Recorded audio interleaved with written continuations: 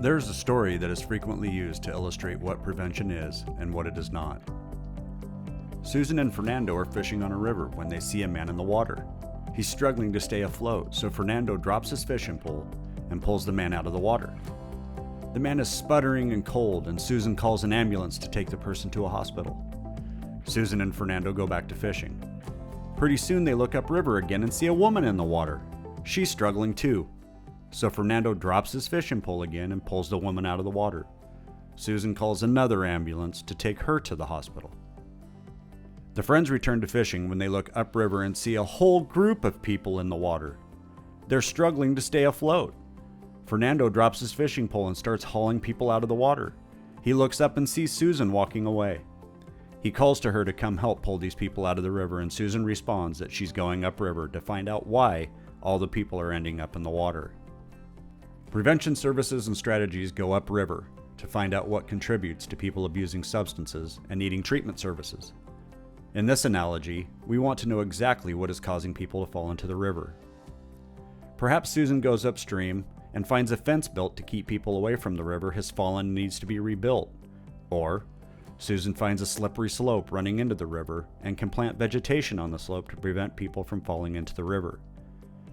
In prevention work, we want to find out what is causing youth to abuse substances in our community, and then we work to reduce those risks and to build protection against substance abuse. What prevention is not. Once people have developed problems with substance abuse, they are more appropriately candidates for treatment services than they are prevention. The Institute of Medicine model classifies prevention interventions according to their target population. Classification by population provides clarity to differing objectives of various interventions and matches the objectives to the needs of the target population.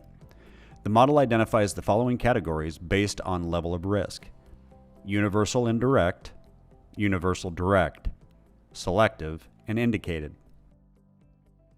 Universal indirect targets the general population and are not directed at a specific risk group. Interventions support environmental strategies such as public awareness campaigns and national drug take-back events. Selective prevention interventions target those at higher than average risk for substance abuse. Individuals are identified by the magnitude and nature of risk factors for substance abuse to which they are exposed. Selective prevention measures target subsets of the total population that are considered at risk for substance abuse by virtue of their membership in a particular segment of the population. A prenatal and infancy home visitation program aimed at improving the health, well-being, and self-sufficiency of low-income first-time parents is an example of a selective prevention program. Indicated prevention interventions target those already using or engaged in other high-risk behaviors to prevent heavy or chronic use. Indicated prevention measures are designed to prevent the onset of substance abuse in individuals who do not meet the medical criteria for addiction, but who are showing early danger signs.